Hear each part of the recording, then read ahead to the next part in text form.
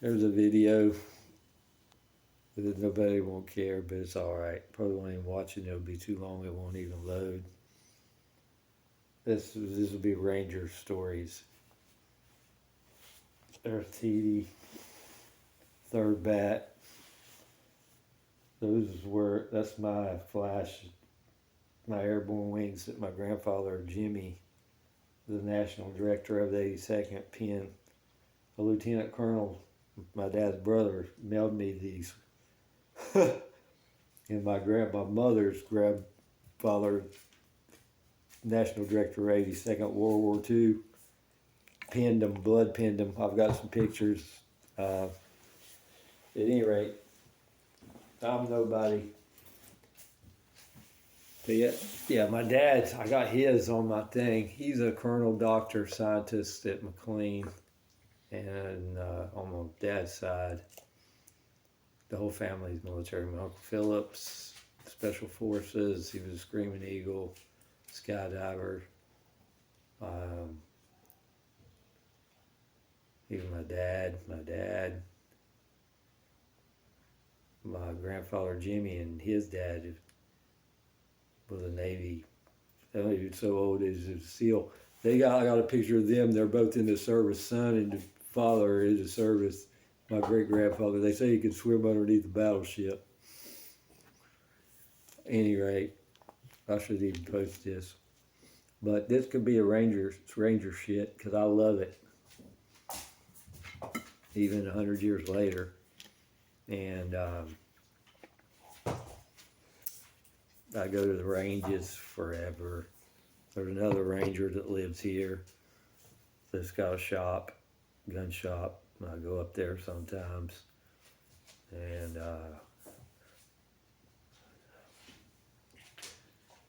so this is talk Rangers for a minute, service, and it just is what it is. And let's try to make it exciting for people that maybe you're going to do TDY to hear the particular true story training mission. And so friggin' usually before something like that, not on a Ready Force One, but maybe say you'll have a 48-hour liberty to rest up. And you'll know this if you're going to TDY. It's like dudes will be in hydrating their ass off. No one. Because you're going to do a movement. So instead of on that 48-hour, don't be down at Victory Drive, hanging out, doing that kind of shit like a normal. Just stay away from the First Sergeant Moore, so you don't get a CQ duty. You'll be answering the phone for 48 straight hours when I'm being serious. Because it could be the end of your career, falling out. You can be over there with IVs and shit. So what I'm saying is, this particular deal, we did a 2-hour flight from Benning to Fort Campbell, the 160th, 2-hour high time, 30 map of the earth. They'll drop it down, maybe 30-minute, 2.5-hour flight from Benning to up there on the 130s, and the winds were fucking retarded. I had my quadrant sight was when I hit the ground. On my 203 was like fucking pointing over this. I got in trouble because my shit was. I'm just saying, and a bunch of people got fucked up. Let's put it that way. This isn't for kids. So, but when they drop down on the map of the Earth, the turbulence is like you're bouncing off the fucking top of the plane, and you're like, me personally, I wanted to jump. Let me out of this thing. They give you this little envelope. Is hilarious at the beginning after you get jam PI'd and all that. That's inspection of your parachute and all this kind of shit. Protect your reserve, you know the deal. So, like I said, it's 7 million degrees. You're carrying load out, and what you're going to be eating a couple of MREs, and your weapon systems, and there was a movement, maybe 15 mile, 18, I can't remember. It was 100 years ago. But so, in other words, when you get that 48-hour liberty, you be in there just taking your 2 quart and drinking, hydrating your ass off to where you're literally drinking and peeing at the same time, kind of sense. And if you've been there a while, you got some force marks boots. In other words, some boots set up for this. If you're kind of new, you're kind of screwed. You're gonna have to just deal with it and wear what you got. Like I said, due to be, you got 3 pair of boots there. You get Ranger issues, with 3 pair of jungle boots. So one is kind of if you have a pair, one of your battle dress uniforms would be starched, kind of, if you're hanging around the barracks. You're not wearing a monkey suit unless you're going on details. It's like Ranger Ball or somebody dies or you're in trouble and have to go to fuck with civilians. I'm just saying, something like that. So, but what you'll wear is spit shine, kind of shine jungle boots and some pressed BDUs. And then summers are better. The thread feels much better than winter grade. But at any rate, or rags and bags. So everything will be blacked out. What I mean by that, the PC is rolled, the edges of your boots to get squared away. How squared away? They want the black marker on the edges, that kind of stuff. And rags and bags, something you're going to be out in the field in. You don't want shine boots and all that kind of crap. So, and the way they put their camo on is the same on the cheekbones and all this and everything. Unless you're the poster boy, then you'll be like, I'm just making a joke there. But, where was I going with this? Oh yeah, so one of the details, you're going on a training mission, TDY. So you're going to get on 130s, fly up, jump in everywhere you go. You're jumping. You're jumping back in. When you get back to being in, you're jumping in. But you're going to jump. So you're packed and you're jumping. The winds are 1,000,000 knots, and you survived the landing. And now it's boots on the ground, and we're on a movement. And so that's the start of it. And then it could be, this one episode was like, what the fuck, we was up there forever. Then they had a miscount on a grenade and one of them kind of deals. We were looking for something that didn't exist. But no,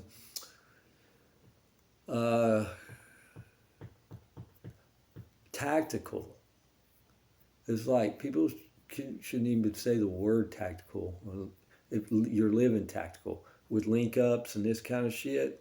So this is like when I heard it. I watched another dude's video I've been kind of following. They got some cool people, and they knew Smith. I'm bringing him up again, and I'm going to tell you how well I knew Smith. We took a limo from Columbus to Marietta. Smith carried my daughter around when she was 2 years old. We left a couple of times. He went with me from when we had a Liberty like I'm talking about, even back from 1st 507th. We went to Marietta, Georgia. That's where my wife was and my child when I was in. So me and Smith went and got Copenhagen. We was on fire watch in boot fucking cap. And we put PTs on. We got caught. And we went and got Copenhagen because there's no rank on it. I don't even say this shit, dude. So that fucking shit kills me when you know somebody is that well, even though they're not family. But we've been out on liberties. I got drunk in a bar in Marietta, and because you're not used to drinking, right after boot camp and stuff, fell asleep in the woods, and Smith found me. And I've got another friend on Facebook that's coming up to visit this month, knows it because he was down there. He's from there. And we get back with this before we got to RIP. And the first sergeant comes up there and was like, TD, it looks like you slept in the wood line because we barely made it back. And I heard Smith laughed a little bit on the other, because he was on the other side. There was 52 of us at Echo Company, and it was the truth.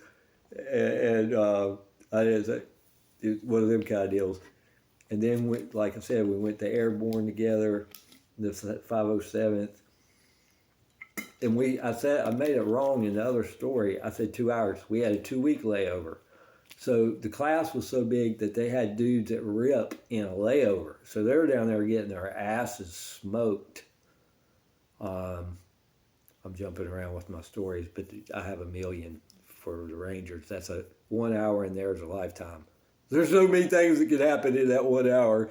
But we had 2 weeks. So me and him was just going to formation at the 507th. We'd already graduated. We're walking around with maroon berets, 507th inch free, thinking we're the shit, And so we'd go to Ranger Joe's, hang out down Victory Drive.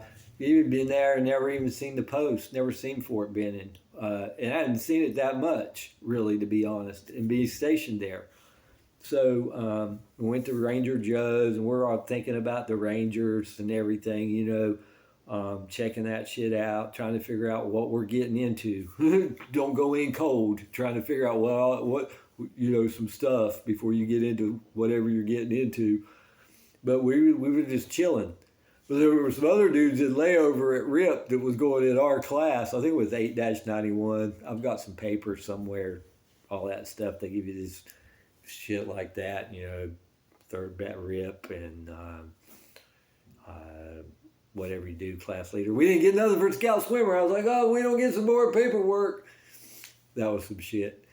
But at any rate, we do everything. Bikes and Jeeps. I had a black bike with a car 15 with the 203 on it before the M4 was even invented. That's probably where they invented the fucking M4. Because, you need a little weapon system right there. But I had a 203 on a car 15 on a black dirt bike kind of shit. This ain't bragging post. It's not that at all. It's just, that's your life. That's a life. It's like it never ends. When you get out, you'll never forget it forever. No matter what you do, ever. And nothing is going to compare to it. It's just, you'll spend your life searching, trying to find that. And I got a dog for 10 years. It's been to the range a million times. And just me and him kind of solo. And I can tell you about another story I'm just rattling on. I go up to, this is fucking crazy how this is. My grandfather, he's like, they died. His whole life until he died. And half the army came to his funeral. But he was up there in Michigan, the St. Clair Shores. And he still goes on parades. The family picnic, that was his thing, and they got a statue up there. Well, I want you to come up, so I left Myrtle Beach and drove all the way. I picked my brother up in West Virginia, and we drove all the way up to Detroit in my truck that I still got now. I won't let the truck die, the F-250. And he said, oh, well, and then my cousin Basil had been to Iraq, and I just watched a war with this guy that I watched on training, and I was listening to the war story thing there on CT Carry Trainer. So I was listening to a story, and it was about the same time frame of Iraq with my cousin Basil, and I know his whole team. But they were up there. I met him. The whole army hanged out at my grandpa's house, telling stories till 4 o'clock in the morning and all this. Well, the VFW is right down the street, St. Clair Shores. And so they got this parade, and they got a helicopter, and they're doing jumps, and they're got a target to hit, and they're making bets who could come closest to the target. Well, he wants me and my cousin Basil to go up and jump. Yeah, we got it all set up. Y'all can go up here and jump. But we went down. My cousin Basil takes me. Let's go down. We went downtown Detroit on foot. We got on a people mover. And we come in this casino thing, and we had a couple of drinks. You know what I'm saying? And all night long, and then. Went to that Kid Rock Club and all that, the baseball thing and shit. And he tricked me with, I said, you ever play craps? He said, I read a book on it one time. Just put your money up there until they take it. One of them kind of deals. Just having fun and shit. And any rate, so I ended up crashing out at my cousin Basil's, and my truck's parked. And Pops has got, I call him Pops, God rest his soul. Him and all his other Captain Army buddies, they're like major. Jimmy, if you go to the military channel, he's the one that does. Him and this other dude named John I met that got shot in the head as soon as he landed over there. I think the bullet was still in his head, kind of dude. I met him at the VFW, so that's where they hang out. So, and it's him and him that do it. And he all Pops is all happy. He comes and sees my mom. He's got this. I want you to watch this shit, And I saw it, and it was on the thing, and I was like, oh well, that's cool. So, and the man had a heart of gold. And he had some scars where he was fighting with the bayonet scars and shit on him. He was a bad dude. But one story into the next. We drove up there and seen him, and I met all the dudes from Iraq on my cousin's team. He's also airborne. He's a buddy on. It's just all this stuff. But where was I going? Yeah, we were going to Fort Campbell. Some shit, and then back to Rip. But I knew Smith very well. All of them guys, but trained with I was on that team, and for a while. I'll leave it at that. What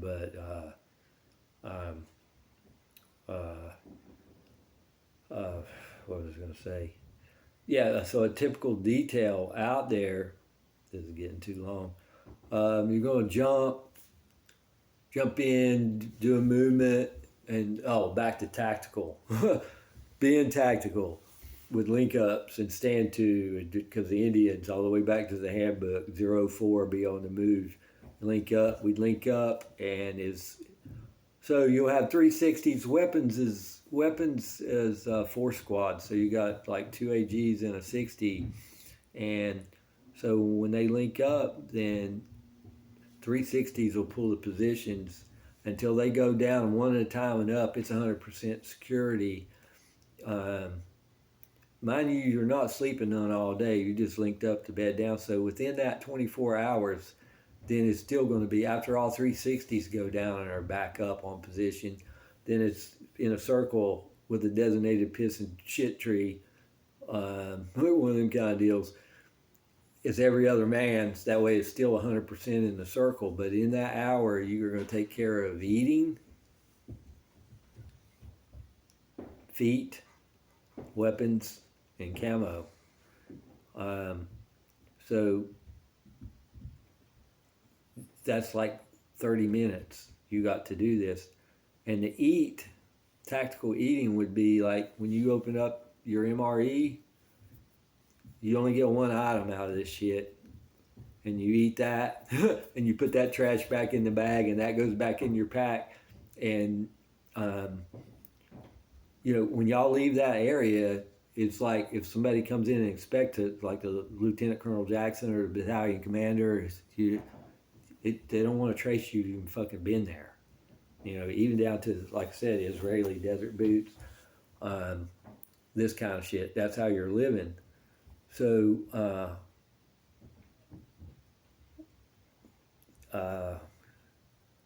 on that part of it, and then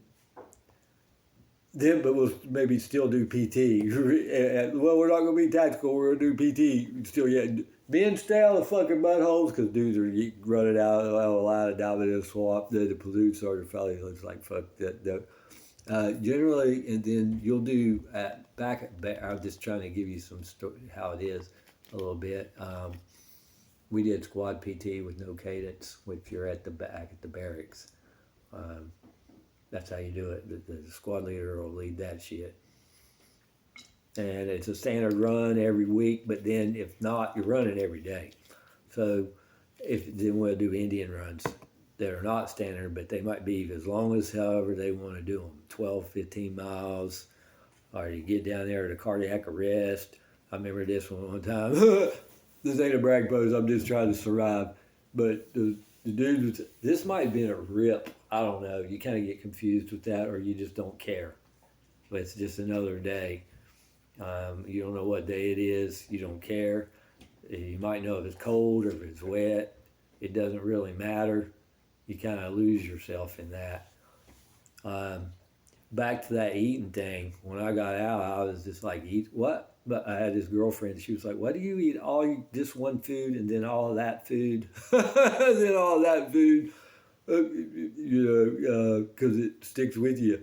But where was I going with this? Oh yeah, we got down there to cardiac arrest. Those dudes are like, they're brutal. They're like, you go up the hill. That's down at the airborne hangar where you load up and let you go on alert. We'll go on alert. If you're on RF1, did you go back? You got your C&D bag and weapons are in the basement, so you got 30 minutes to make a formation. Do you get up, you get lift off and start taking speed loaders and cramming magazines? You don't even fuck. You ain't saying bye. That's a security brief back in them days. I don't know how it is now, but you're like, here we go. But so. Oh yeah, so right there at the hill, they run up the hill, and then back down the hill. We're going to take the hill again, back down the hill, take the hill again. You done run 10 miles. And so this dude is smoking. Everybody there is falling out. It's not a standard run, so, it ain't like you're going to get thrown out or nothing like that. And I was like, I'm not, fuck that. You're going to have to kill me because I'm not quitting for shit. And dude, we went up the hill, down the hill. Me and this one other dude, sergeant, up the hill and back down the hill. And he's like, turn around, sprint. And then we were running backwards. We're going to run back up it backwards. And then, because if you're there one day over somebody else, they outrank you. So they can smoke your ass. I'm just telling you. So, me and dude was running up, and I ain't mentioned no names, up, back, up and down, up and down, up and down. And then the last we were going backwards, and he said, turn around and sprint. So we turned around. Me and him were like face to face, screaming at the top of our fucking lungs. And both of us was taking our legs, our hands, and making our legs work because we had neither one. All the way to the top. We were screaming. This is like, up that fucking hill. And then we got up there to the top, and he had everybody recover, and he looked at me and said, "TD, you might make it." I was like, fuck yeah. You ain't dropping my ass. I'm here. I'm right with you. I'm not leaving you. And so, but it's stuff like that. You've got some amazing shit going off in there when people get that adrenaline going and that training atmosphere. And, living out, I don't care how much you train, and you won't really realize this because you just get used to it like an animal, basically. I'm not trying to sound freaky or anything, but, if you took a caveman, people say, well, we'd probably beat a caveman. I doubt it.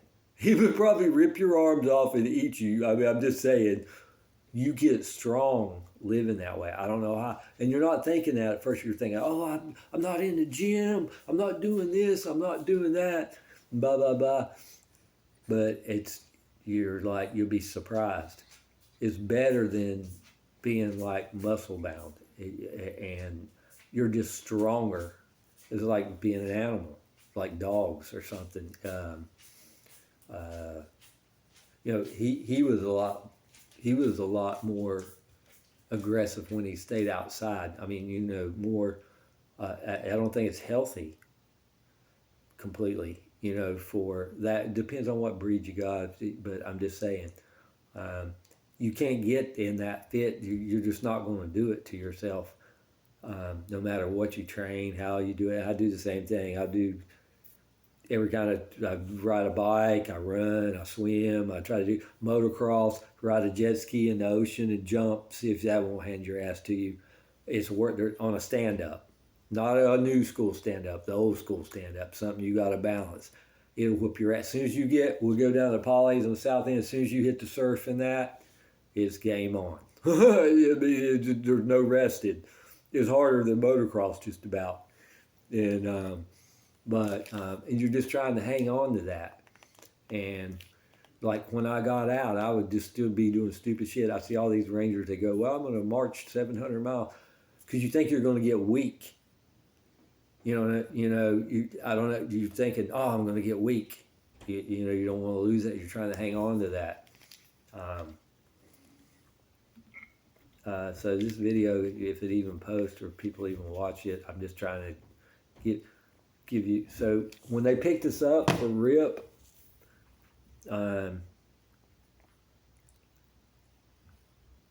they come over to the 507th. They rolled up in the 6-bys and they're like, jump out. Airborne ain't shit. Just because you jumped out of a plane, you ain't killed nobody yet. Scrim, get down. Smack your Maroon Beret off. Knock dude completely out. I don't think he made it. And you're already saying Sergeant Airborne for everything, because they got that in your mindset because you've got Sergeant Airbornes for 3 weeks, ground week, jump week, or ground week, tower week, jump week. So everything's Sergeant Airborne. Yeah, all right, Sergeant Airborne. So now you're calling them Ranger RI Sergeant Airborne and they're getting battered hell. And then, like I said, 10-3, you got 10 seconds to load your ass up on 6-5, 10-3, 2-1, freeze. Low crawl, C-bag, D-bag, and if you can see where you're going, you're not low crawling. And you got guys yelling and screaming and kicking and everything all the way over there. Maybe a couple of times they're like, okay, get your shit, and you don't even know whose shit. They got you disoriented. You don't even know whose shit you're dragging. You're just dragging some shit. And me personally, my face was bleeding off and my uniform was all tore up and I got in trouble. That was 2 council statements. As soon as you got checked in, 3, you're out. So it's that kind of thing. And so halfway on the way over there, they tell you to get on a truck, but you never get in a truck. And you keep low crawling again because you're not motivated. And then when you crawl in there, it's like this prison camp. When you get in the Ranger area in there, and you've got in there, and this dude just takes off like about a hell running across the field, your yard where you have your formations every morning. And you're sitting there thinking, well, what the way it happens is when you get there, they start smoking you some more. So you're down in push-ups, doing push-ups, and then this dude takes off fucking running. And then you're wondering, are we supposed to be chasing this dude? The people that are left, half of these fuckers quit crawling over there. The people that are left, you start chasing, and you get down there, and he's like, what's the first stanza of the Ranger Creed? Really, will I just play it? Recognize that I volunteered as a Ranger, because y'all don't know it. So this is how you're learning the Ranger Creed, by getting your ass burnt, smoked off. So then, and that's what they do. The first thing at 04 is say the Ranger Creed. 6 Rangers come out there and say the Ranger Creed. So this goes on, and this goes on, and this goes on until you get to R-A-N-G-E-R, the 6 stanzas of the Ranger Creed. And each one starts with R, A, accepting the fact, N, never shall I leave a fallen comrade, G, gallantly will I show the world, E, energetically will I meet the enemies of my country. And that's how you try to remember this shit. I'm just telling you what it starts with is the first word, and you got to get it perfectly. So they're putting that in your mindset, and you're living that. You're living that. It's not a fucking joke. They're not a joke. Go down there and you'll find out. And that's what's protecting this free world for us. I love the guys and everyone that's ever been a part of that. I don't even care. Any of them dudes are welcome here at any given time. So, back up to Detroit. I'm jumping all over the place, and this video will never load. So I get up to Detroit, and I've got my grandfather and all his airborne buddies blocked with my big truck, and they're going down to the family picnic and parade, and the whole universe is there, and they're doing jumps and everything and all this kind of shit. So my grandma, Smokey, is calling over there to Basil. And we're both through there. You're kind of hung over a little bit. I haven't drank in 20 years, so I'm just saying. Um, you're going to have to come over here and move your truck. So, Grandpa, are y'all going down to the thing? So, my cousin Basil drives me over and dumps me and strands me. And he might see this video. And I was like, dude. And I'm going over my grandpa's and like, you going to jump out of this 47? We got it all set up for you. And all this kind of shit. And I'm like, oh my God. So there's 100 airborne dudes there and everything. And you're right there at St. Clair Shores. And I'm thinking, man, I need to really get way over here. And I'm wearing solid black, but I can't. Well, I've got black on under here.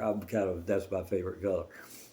So I wander all the way away from the crowd to the edge of the lake, and I'm trying to get my shit together. So here comes this other dude wearing solid black.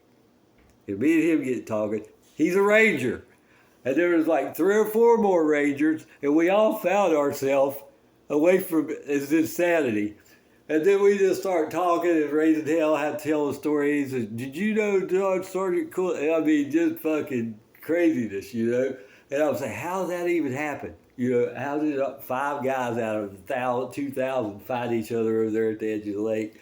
And every dude over there was a ranger, you know, that come over there. I thought that was fun. I just died laughing. But, yeah, that kind of stuff. So, but yeah, there's so much. It's just I can't even describe it. If anybody even looks at it, and I'm jumping all over because I get too excited. But one thing leads into another, and but that's what they'll do at my grandpa's. They'll sit up all night long telling stories, army stories, and just the same kind of shit I watch now on my TV. It's some kind of I don't even have cable TV. I don't watch anything that's bullshit. I'll watch some guy like this trainer, and what got me kicked up, I was playing guitar every day. And then my buddy calls me up for something about, well, I'm gonna get a Glock 43, and he said he was like something about training up or to. I said I ain't doing training, but he got me all geared up again, and I started watching. I'm off and on, but I'm always on. But sometimes I do other stuff like. In 2 more months, it's going to be so hot you won't even want to go to the range. I've got some pictures in there where I went and it's fucking miserable, you know, just to say, hey, man, can you suck it up and do it? You're South Carolina, 100% humidity, bug heal, and oh, fuck, I didn't bring my insect repellent and this kind of shit. No bug juice or anything like that, like the Army. But, well, they can't bite through this camo at any rate. I mean, you don't want to do that. I don't want to do that now. You've already done enough of it. But basically, you know, so back to Fort Campbell again. So you go up there and jump, you make this march, this forced march, and then you go on into operations, and they'll have a target build up for y'all to attack, to do a direct action raid on it. It's pretty fucking radical. This particular deal, we had 60 teams was coming out on the C-130s, jumping in for cover fire. I was a grenadier going in on a Black Hawk fast rope with we had 4 lines, live fire, nighttime, shit's flying off the hook. You go down the rope and get on a line and track a tent, these trenches. And there's targets, and they've got it wired with simulators, shit, and the bullets are flying. I'm shifting fire off for 60s with the chem light. I don't even know, there's no training that you can do like that, really as a civilian. I've watched some pretty high-speed shit on here, but nothing even comes close to that kind of, I mean, it's not possible. And then these 60 guns, or the AG's got asbestos gloves because they're melting the barrels off the motherfuckers. There's runaway guns. I mean, the barrels are solid red. And then the commander said, y'all are not putting down enough suppressive fire. That mission took 22 minutes, and y'all have not put down enough. You know, so it's live fire, nighttime. Once it gets into that status, And then we worked with 160. You have like the Little Birds was while we was up there on that. So it shifts to do several things. The training is insanity. It's a lot. Um, so fast roping, blah blah blah, working with the Little Birds, hitting the insurgent vehicles for a Little Bird support, where you have an Alpha team, Bravo team, and you come in something that y'all can't handle, or get a loom out on a 90, then they'll call the first lieutenant will call a fucking Little Bird fire support in on this thing. You close one eye, but you want to see it. You will lose your night, your night vision. So if you have one, you still have vision. Not counting. I'm not talking about nods or anything like that, but just your regular vision. Period. You know, when these things come in on these Little Birds with the miniguns come in, it's just like you're hearing. Then two HE rockets, he'll veer off and another one right behind it, and you're just down, and it's raining on you, brass. I mean, it's just like, and just the sounds of it, and just seeing it and being in it is fucking insanity. And it's like, I was at the range up here, and the dudes come up there with the got right beside of me, and I'm sitting there going boom boom with my AR. He comes up beside me with this fucking cannon. Boom, boom, boom, boom, boom, boom. Didn't faze me. I was like, dude, I can't hear that shit. Whatever. You know what I mean? And that it's what you get exposed to. Being able to, where you can feel the pressure. And they were taking they're hitting it with 105s, the AC-130 gunships, and you're in a Black Hawk. You can about feel that. I don't know how to describe that. You're there, you hear that AC, that Spectra, the eye in the sky, hitting, lighting some shit up before you get there. Kind of simulation thing there on that. But the firepower off of them is fucking insanity. And we had one night. We had a night where we took a 141. The only plane I ever jumped out of. Even the one with the door, it ripped. The door didn't come up, and we had to go out the left side. Sergeant Cooley. Sergeant Cooley, your instructor. The class is called fucking smoke. But can y'all say ruck run around the drop zone? But Sergeant Watson was at rip when I went. And he was like, "You're talking about the Zodiacs for Scout Swimmer. Man, if you get out of the Zodiacs and engage water moccasins, get back in the Zodiac. Use your common sense. He's fucking cool as shit, though. He's a legend. So these dudes are legends, man. But, yeah, this video is never going to load. And I'm all over the place with it. But I'm trying to just throw in a bunch of stuff. Scout Swimmer. Hardest shit I ever did in my life. I have to say that. But this is a school. They do schools. Smith went to sniper. I got Scout Swimmer. I got smoked by other dudes that been to paddleball. I'm not saying any names that outranked me that wanted to go. But my platoon sergeant, that was the Ranger story. How did I go to Scout Swimmer? Well, we're up there on the 3rd floor. I'm down there fucking squaring some shit away with my roomie, who was a Taekwondo dude. He was a RTO. So the lieutenant was always fucking with him. Take my boots to the boot shed. And just the extra shit he had to do. And he'd kick me in the back every time. I was just like, dude's kicking you and shit with your back turned and all this kind of shit. All the stuff Rangers do. Me and him come to Myrtle Beach. And we eat at the Air Force Base on the Liberty. We rented a fucking car and came to Myrtle Beach. And we did. And we would have been in trouble. We was on RF3, but we still come too far. But no harm, no foul. We went back and we pulled it off. And I said, well, I was living in Myrtle Beach. You want to check that shit out? And me and him took off and went down there. His name was Wershner. That son of a bitch was a badass. He kicked the speed bag. I was showing boxing drills. And he was trying to teach me how to do some of that shit. So we didn't feel like one 48-hour liberty. We just stayed on the post. And our Rangers had good chow in our chow hall. It was fucking good.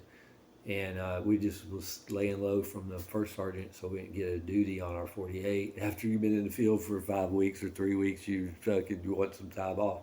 But he kicked the gym, the boxing thing was up above the basketball, and he kicked the speed bag. I was trying to show him how to work the speed bag, and he got mad with it and kicked it. And he kicked it. He kicked it with his foot, like a roundhouse. Kicked it. It flew through the air and went over and went right through the basket. And they told us we had to leave. But you had to take your ID, your military ID, and check the shit out, the basketball and stuff like that. And we were laughing, but then we went to the chow hall. But he was a pretty cool dude. He's an Italian dude with dragon tattoos from Cleveland. He was bad as hell. But he had to carry the fucking prick 77 all the time. He was... that was my roomie. But we never stayed in our ruck, ever. So here's another Ranger story. You'll love this one. This is like one of my favorite ones. So I don't even know where in the fuck we were at, but we came back late, and the supply sergeant, weapons sergeant, wasn't there. And I hate to even say his name, but I'm not. And so our platoon sergeant, the E7, was like, we're going to put all the weapons in TD and Wershner's fucking room. And we're on the 3rd floor, and then the damn weapons room's in the basement. We haven't slept for 3 or 4 weeks. This is the kind of shit that's going on. Me and Smith have slept like this, standing. That was at RIP.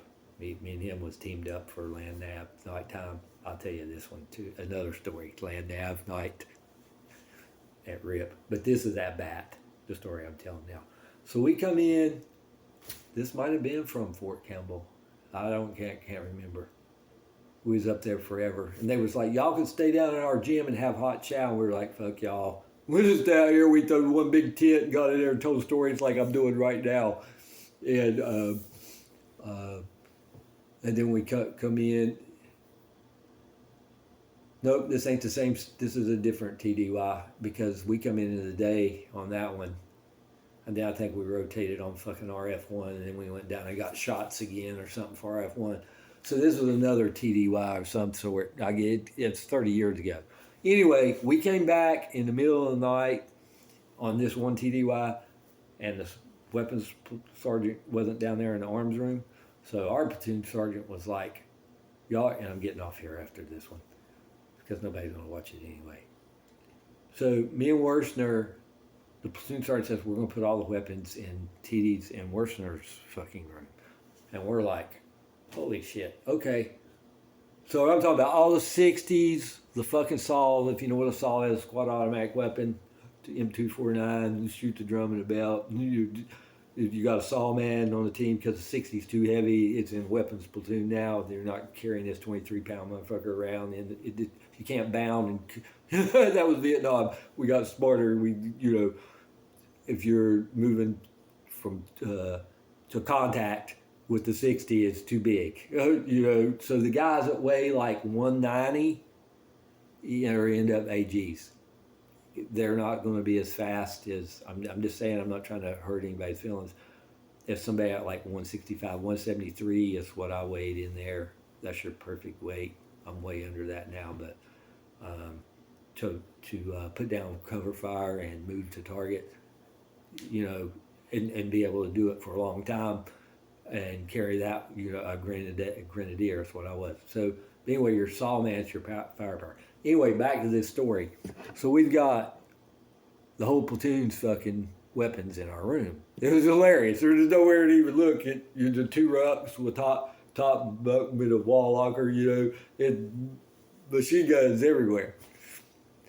So we're so tired that you don't even care. Sometimes food outweighs sleep or sleep weighs out food. Past that, you're really not even caring. You know what I mean? You get a liberty, you're getting out there, and we would probably drink, to be honest. I have to be honest at some sort with that.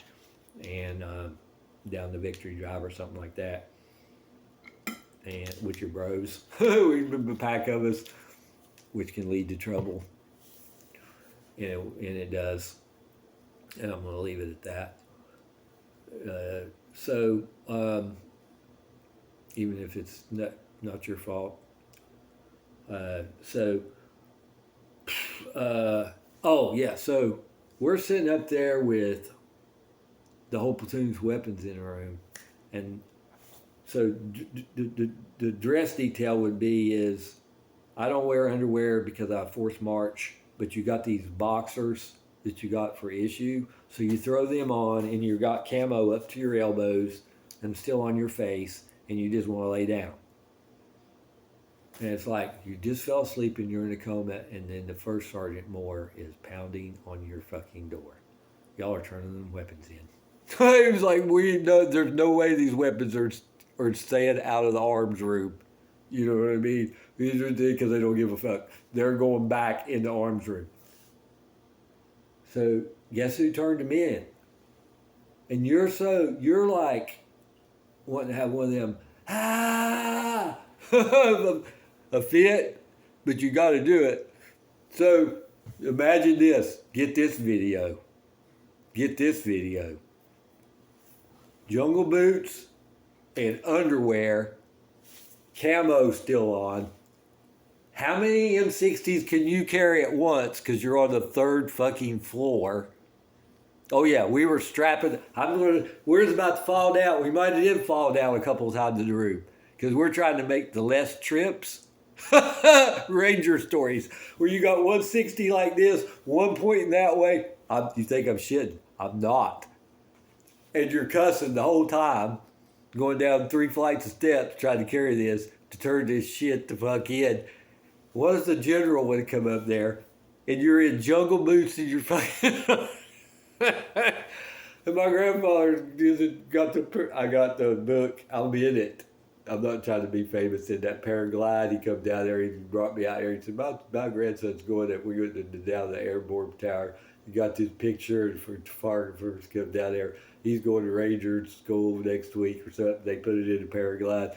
But anyway, what if some general come down there and he sees two Rangers in their underwear, in jungle boots, trying to carry a whole platoon's weapon system, everything. What we had back then, A2s, 203s, A2s with 203s, saws, and M60s, and you got two dudes in their underwear and jungle boots, not even tied, with camo up to their elbows and on their face, turning in friggin' weapons for the platoon.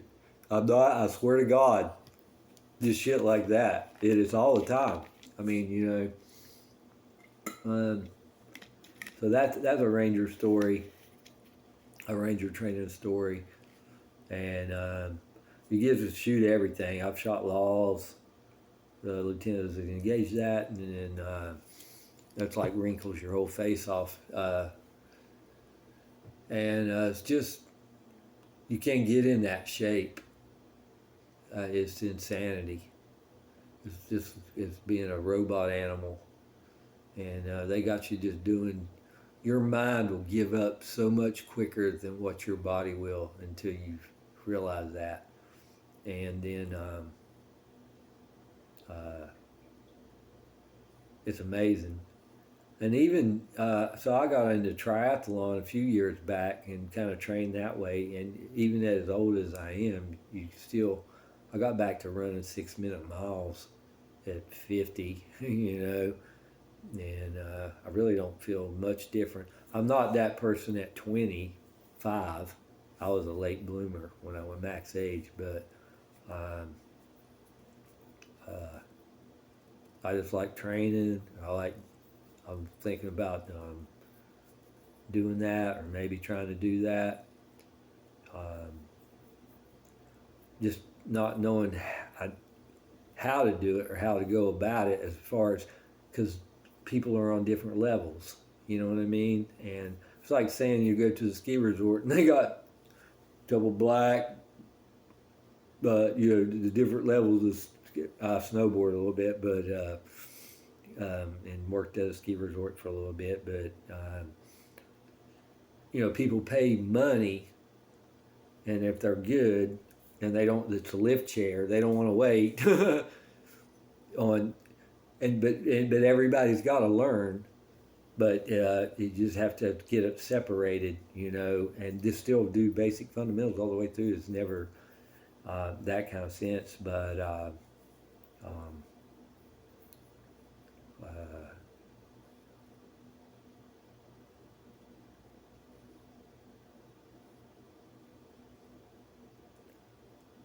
where am I going with this? It's just something I don't never want to give up on in my life.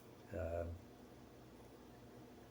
and if you enjoy it, and I think it would be a pleasure to be able to do it, put on classes or even an event or something, and just share the knowledge of what I've learned and be around other dudes that do it and like it, and in that sense, especially if they're ex military or law enforcement, or it doesn't really matter, but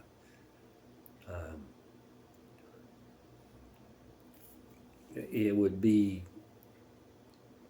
kind of like lifeguarding if you had people that have no experience, kind of thing. It was like, oh, because of trigger this and muzzle awareness, it was like, oh, need that whistle, oh shit, safety violations, because it's serious shit. There's no joking um, in any sense at any level. I mean, sometimes they'd send us out to the.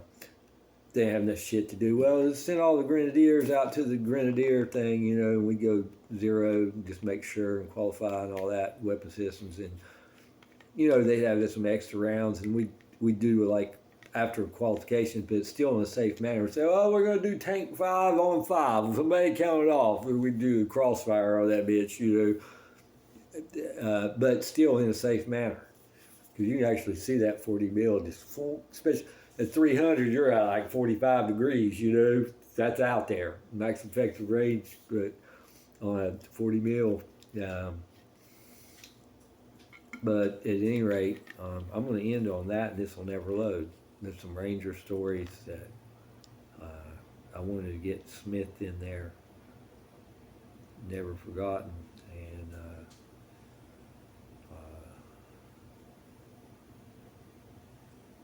was a good friend. I know when we donned berets back when they were black berets, and we earned them. I mean, really, damn. I was all worried about saying the speech. He come in there and said, "You got it, Dee Dee. You got it." The berets, I had to get up in front of all their people and say that, and all their families are out there and all that kind of shit. And you got people who never forget in there. And back to crossing around though, as if you're used to people being around people that can handle weapon systems or rifles or guns, and then it's different from being around people that don't. If that makes any sense, you'd be like, oh shit, that kind of thing. But at any rate, I'm going to get off. I figured I'd just tell a few Ranger stories. I'm going to train up, maybe do some videos this weekend, and I was planning on doing that this week. And my dog got all these views and stuff on YouTube, and I had never been on this. This is what I guess I'm posting on, and I was kind of like, what's going on here? Basically, I made a comment on something, and it said, you got to create a YouTube to comment back or something, so that's what I did. And then it said something about shorts, and I was trying to figure it out, and I just done it for a joke. I walk my dog every day, so I was, let me do a short out of that, and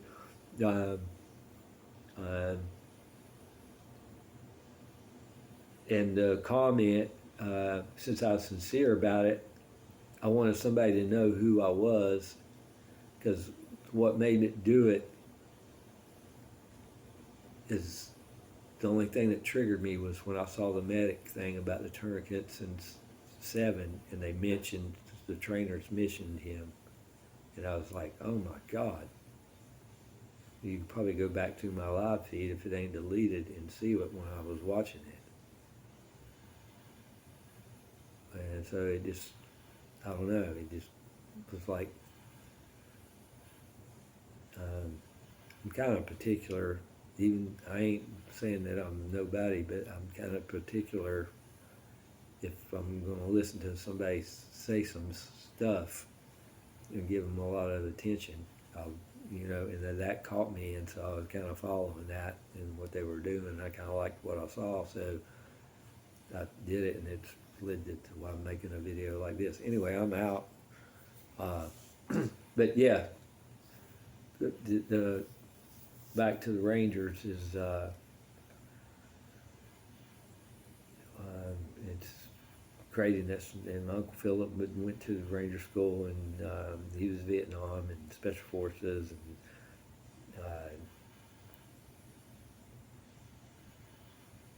it's just a military family. So, at any rate, I'm out later.